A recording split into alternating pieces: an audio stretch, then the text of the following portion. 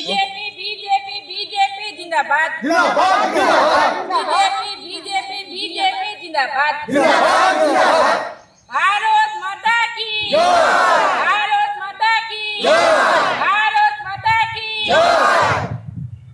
আজকে আপনারা কোথায় কি করলেন? আজকে আমরা ফতেপুরে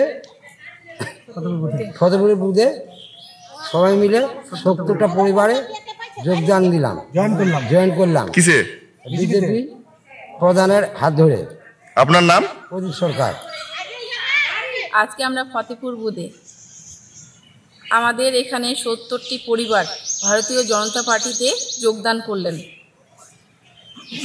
এই যোগদানের ফলে আমাদের এই বুথ আরও মজবুত হলো। আপনার নাম? আমার নাম হচ্ছে উর্মিলা রাজবংশী, গাজলটু গ্রাম পঞ্চায়েত প্রধান। जिंदाबाद जिंदाबाद जिंदाबाद भारत माता की जय भारत माता की जय वंदे मातरम वंदे मातरम वंदे मातरम वंदे मातरम। তো দেখলে এটা হলো ফতেপুর গ্রাম পঞ্চায়েত প্রধান কিন্তু জয়েনিং করালো বিজেপিতে প্রায় 70 জন টিএমসি কর্মী। ইয়েস বন্ধুরা, টিএমসি ছেড়ে কিন্তু তারা বিজেপির দলে নাম লিখিয়েছে। কেন লিখিয়েছে, কী কারণ লিখিয়েছে এইটা কিন্তু আমি জানি না। এটা আবার আমাকে জিজ্ঞেস করবে না তোমরা, এটা আমি জানি না। কারণ এটা হলো ফতেপুর বিধানসভা, ফতেপুরের ওখানে হয়েছে।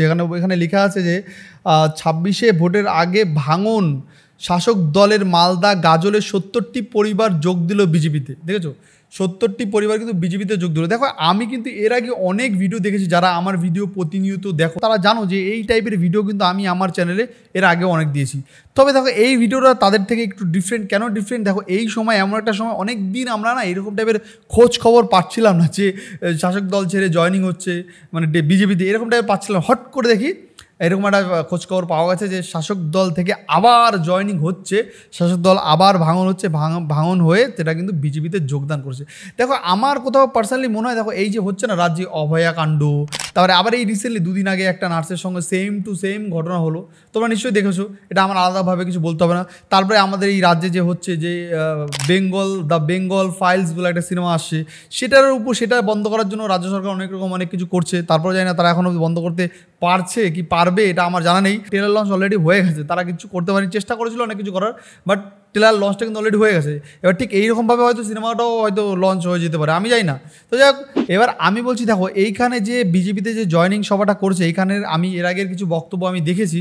সেখানে লোকরা বলছে ওখানে যারা টিএমসি করতো তারা টিএমসি করতো, তারা ঠিকভাবে ওখানে রাস্তাঘাট পায়নি, ওখানে ঠিকঠাকভাবে কেউ সুযোগ সুবিধা সেভাবে পায়নি। তো তারপরে তারা কী করবে, তারা এলাকার লোক একজোট হয়ে, তারপরে ধর্মিক একটা ব্যাপার ছিল এখানে।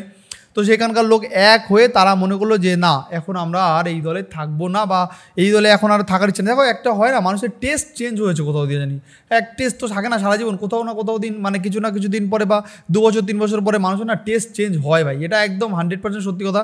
দেখো, একটা সময় কংগ্রেস রাজ করেছে, তারপরে এখন বিজেপি রাজ করছে, আবার কখনো দেখবে এই টেস্টটা মানুষের কখন চেঞ্জ হয়ে যাবে বলা বড় দুষ্কর। তারপরে দেখবে অন্য কোনো নেতা, আবার দেখা গেলো কংগ্রেসও চলে আসতে পারে, কারণ কেন্দ্রে তো বড় পার্টি কংগ্রেসই আছে, তাই কংগ্রেসও চলে আসতে পারে। বলা যায় না কখন কিভাবে মানুষের টেস্ট কোথায় কিভাবে চেঞ্জ হয়ে যাবে, এটা কিন্তু বলা যায় না একদমই। যাই হোক, এখন কিন্তু যেই সময় এখনকার যে সময় অবস্থা, এখন বাংলার মানুষ বিশেষ করে বাংলা মানুষ কিন্তু একদম মানে প্রচণ্ড পরিমাণে কিন্তু বিজেপিতে জয়েন করছে। এখানে দেখো, 26শে ভোটের আগে বড়সড় ভাঙন শাসক দলের মালদায়, দেখেছো, এটা কিন্তু মালদার ঘটনা, মালদা গাজলের ঘটনা। 26শে ভোটের আগে মালদা মুর্শিদাবাদ, ওখানে জানো তো, ওখানে এই রিসেন্টলি একটা বিরাট বড় দাঙ্গা ফাঙ্গা হয়েছে, ঠিক আছে। তারপরে কিন্তু মানুষ ওই দাঙ্গার পর থেকে না মানুষের একটু চোখ মানুষের খুলছে। হ্যাঁ বন্ধুরা, দাঙ্গার পরে মানুষের চোখ খুলছে, অনেকে জানি, আমার কথা তোমরা বিশ্বাস করবে না, অনেকের আমার কথা হাস্যকর মনে হবে, হাস্যকর হলেও এটা কিন্তু সত্যি কথা। কারণ এই টাইপের ভিডিও সোশ্যাল মিডিয়ায়, ফেসবুকে, আমাদের একটা ছেলে আছে, আমাদের একটা টিম আছে, ও তো সবসময় এই টাইপের খবরগুলো খোঁজে, কোথায় কী টাইপের খবর পাওয়া যায়। তো ও আমাকে বললো যে দাদা, এখন না রিসেন্টলি এখন প্রচণ্ড পরিমাণে দেখা যাচ্ছে কি যে মানুষটা চেঞ্জ হচ্ছে, মানুষের টেস্ট চেঞ্জ হচ্ছে। কেমন চেঞ্জ হচ্ছে? মানুষ আগে যারা এই দলে ছিল তারা এই দল থেকে এখন অন্য দলে আস্তে আস্তে শিফট হচ্ছে। আবার দেখবে এই সব মানুষ, দেখ একটা সময় কিন্তু এই মানুষগুলোই কিন্তু সিপিএম করতো, একটা সময় কিন্তু এই মানুষগুলো সিপিএম করে তারা তৃণমূলকে নিয়ে এসেছিলো, এখন এই মানুষগুলো কিন্তু তৃণমূল করে, এখন একটা সময় কিন্তু এইরাই আবার বিজেপিতে চলে যাবে। আবার সেই বিজেপি যদি দুর্নীতি করে, সেই বিজেপি যদি আবার মানুষের সঙ্গে টিএমসির পথেই মানুষকে চালনা করার চেষ্টা করে, মানুষের দেখো, সব মানুষের তো চোখ একেবারে বন্ধ হয়ে যায়নি। অনেক শিক্ষিত মানুষ আছে যাদের চোখ খোলা ছিল, আছে এবং ভবিষ্যতেও তাদের চোখ খোলা থাকবে। এরকম প্রচুর মানুষ আছে যাদের চোখ একেবারে বন্ধ হয়ে যায়নি বন্ধুরা। এরকম এই টাইপের মানুষ আস্তে আস্তে এরাই কিন্তু একসময়, এই মহিলাগুলোই কিন্তু একসময় আন্দোলন করে টিএমসিকে নিয়ে এসছে। আবার এই মহিলাই কিন্তু এখন আন্দোলন করে বিজেপিকেও নিয়ে আসবে। মানে এরকম একটা ব্যাপার, নিয়ে আসবে কিনা আমি জানি না, আসবে কি সেটা আমি জানি না, বাট আন্দোলন তো করছে বিজেপিকে আনার জন্য। তো দেখো এখানে কিন্তু প্রত্যেকটা লোক, এবার অনেকে বলবে হ্যাঁ এরা ভাতা পায়, সব কিছু পায়, পেয়েও আবার এরা বিজেপির গুণগান করে। আমার ওই একটাই প্রশ্ন, ভাতাটা তো সরকারের নিজের গাইড থেকে দেয় না?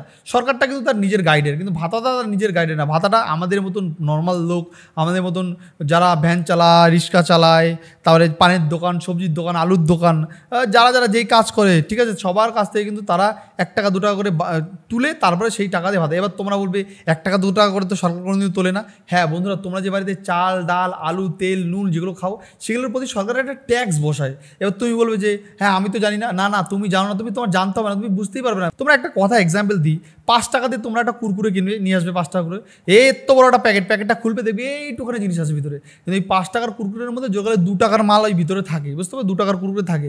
আর যে 3 টাকা, ওই 3 টাকার মধ্যে সরকারকে 2 টাকা দিতে হয় ওই কুরকুরের কোম্পানিকে। আর 1 টাকার ওই মনে করো ওই সার্ভিস চার্জ, মনে করো কুরকুরে আসে যাচ্ছে যাতায়াত চার্জ, মানে কুরকুরেটা দোকান থেকে আসছে, যেখানে তৈরি হচ্ছে ওখান থেকে যে কুরিয়ার হয়ে আসছে, ওই 1 টাকা মনে করো ওই চার্জ চলে যাচ্ছে, ঠিক আছে। তো এরকম যে তোমরা যে কোনো প্রতিদিন যে কোনো ছোট্ট একটা ফেব্রুয়ারি কাটা কিনছো না, ওটার জন্য সরকার ট্যাক্স দিচ্ছে। মানে সরকার প্রত্যেকটি যে পেনটা কিনেছো, 3 টাকার একটা পেন কেনো না, 3 টাকার একটা পেন, এই পেনের জন্য সরকার ট্যাক্স নেয়। সরকার ট্যাক্স নেয় না এমন কোনো জিনিস নেই যে জিনিসটার জন্য সরকার ট্যাক্স নেয় না। এবার তুমি বলবে দাদা এই পেনটা কিনি, পেনটার জন্য সরকার কীভাবে ট্যাক্স নেয়? এমন কোনো জিনিস নেই। দেখো আলু কেন, ওই আলুটার জন্য সরকার ট্যাক্স নেয়। এবারে আলু তো সরকার ট্যাক্স নেয় কীভাবে? আলু তো চাষির কাছ থেকে ডাইরেক্ট বাজার আছে, বাজার থেকে ডাইরেক্ট আমরা খাই, সরকার কীভাবে ট্যাক্স নিচ্ছে? হ্যাঁ বন্ধু, এখানেই তো জাদু। ওই আলুটা যখন চাষ করছে, চাষ করতে গেলে বীজ কিনতে হচ্ছে। ওই আলুটা যখন চাষ করছে, চাষ করতে হলে সার লাগছে। ওই আলুটা যখন চাষ করছে, চাষ করতে হলে জল লাগছে। ওই আলুটা যখন চাষ করছে, সেই কৃষক বিড়ি খাচ্ছে না, বিড়ি খাচ্ছে। বিড়িটা কোথেকে আসে? ওইটা বিড়ি কোম্পানিকে ট্যাক্স দিয়ে তারপরে বিড়িটা মার্কেটে আনতে হয়েছে। তুমি ট্যাক্স দিতে হচ্ছে, সার কোম্পানি ট্যাক্স দিয়ে দিচ্ছে তোমার হয়ে। তোমার সেই সার কোম্পানি আবার তোমার কাছ থেকে ট্যাক্সের টাকাটা নিয়ে নিচ্ছে।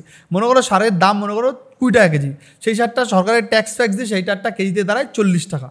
তা তুমি ট্যাক্স দিচ্ছ, তুমি নিজেও বুঝতে পারবে না ট্যাক্স দিচ্ছ, তুমি কিন্তু একটা ট্যাক্স দিচ্ছ, ট্যাক্সের আওতায় তুমি আছো কিন্তু বুঝতে পারবে না। তো সেটাই, এইভাবেই কিন্তু ভাতা ফাতা এই এভরিথিং যত কিছু আছে, দুর্গাপূজার বলে অনুদান, ভাতা, এই মদ খেয়ে মারা গেলে 2 লাখ 3 লাখ 5 লাখ দিচ্ছে, এই সব কিন্তু এই টাকাই বন্ধু, সব এই টাকাই, ঠিক আছে, আর কোনো টাকা নেই। তারপরে তো আছে আমাদের পুলিশ দাদারা আলাদাভাবে যে টাকাটা তোলো, ওইটাও একটা টাকা। মানে সরকারের ইনকামের রাস্তা 101 কোটি কোটি ইনকামের রাস্তা আছে সরকারের, মানে জায়গায় জায়গায় প্রত্যেকটা সেকেন্ডে সরকারের ইনকামের রাস্তা। কিন্তু সাধারণ মানুষের ইনকামের রাস্তা 0। সাধারণ মানুষ নয়তো ভ্যানে, নয়তো চায়ের দোকান দেবে, নয়তো চপের দোকান দেবে, নয়তো লিক সারাবে, নয়তো পাঞ্চার সারাবে, নয়তো কী করবে ভাই, সবজি বেচবে। এটাই সাধারণ মানুষের ইনকামের রাস্তা। কিন্তু একটু নেতা হয়ে যাও, একটু নর্মাল নেতা হয়ে যাও, পাড়ার ছোটোখাটো নেতা হয়ে যাও, কিন্তু নেতা হলে হবে না, একটু বুদ্ধি রাখতে হবে। বুদ্ধি না থাকলে তুমি সাইকেল নিয়ে ঘুরতে হবে। আর বুদ্ধি থাকলেও নেতা হওয়ার দরকার নেই, নেতাদের সঙ্গে ঘুরেও কোটিপতি হওয়া যায়। এই বর্তমান সময় জামানায় যা আছে, বুদ্ধি রাখতে হবে। একটু বুদ্ধি থাকলে নেতা হওয়ার দরকার নেই ভাই, নেতার ঝান্ডা হওয়ার দরকার নেই। নেতাদের সঙ্গে একটু থাকতে হবে, থেকে বুদ্ধি খাটাতে হবে, তাহলে ওই নেতাকে দিয়েই তুমি কোটিপতি হয়ে যাবে। আর বুদ্ধি না থাকলে তুমি নেতাদের সঙ্গে থাকে আর নেতা হয়েও কোটিপতি হতে পারবে না। তো এখন বর্তমান জামানা এটাই যে এখন কোটিপতি হওয়ার একটা রেষারেষি চলছে এই জামানায়। তো সেই জামানায় এখন দেখা যাচ্ছে যে মানুষ কিন্তু আস্তে আস্তে টিএমসি ছেড়ে কিন্তু বিজেপিতে একটা মস্ত বড় ভাঙন বিভিন্ন জায়গায় দেখা যাচ্ছে। শুধু এই জায়গা না, এর আগে আমরা মালদা দেখেছি, মুর্শিদাবাদ দেখেছি, তারপরে কালিয়াগঞ্জ দেখেছি, তারপরে বনগাঁ দেখেছি, হাবড়া দেখেছি, বসিরহাট দেখেছি, শিলিগুড়ি দেখেছি, এর বিভিন্ন জায়গায় আমি অনেক ভিডিও বানিয়েছি। তোমরা চাইলে আমার পেজে দেখতে পারো, বিভিন্ন জায়গায় কিন্তু এরকম মানে জয়েনিং চলছে। কি জয়েনিং?